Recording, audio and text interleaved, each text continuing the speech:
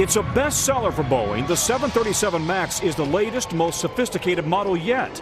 Now an urgent safety directive affecting all 246 planes worldwide, 45 of them in the U.S. Investigators say the pilots of the doomed flight struggled to keep the plane in the air, pulling the nose up as the plane's computers pushed it into a fatal dive. The computer introduced a nose-down command, and the pilots fought it. They're trying to maintain altitude. The computer continues, and the computer at this point has a more powerful flight control, and eventually the pilots lose the battle. Investigators believe one of the plane's sensors, like this one, was sending bad data, suggesting the plane was flying too slowly.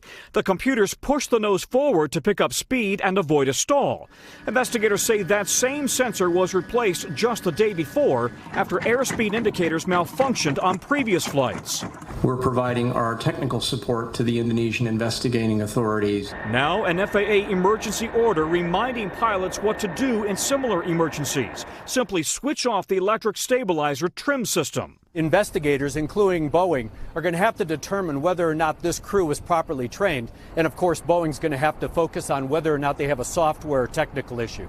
Tonight, American, Southwest, and United Airlines all say they're complying with the FAA's emergency order, none reporting any problems with their 737s. Hey, NBC News fans, thanks for checking out our YouTube channel. Subscribe by clicking on that button down here, and click on any of the videos over here to watch the latest interviews, show highlights, and digital exclusives. Thanks for watching.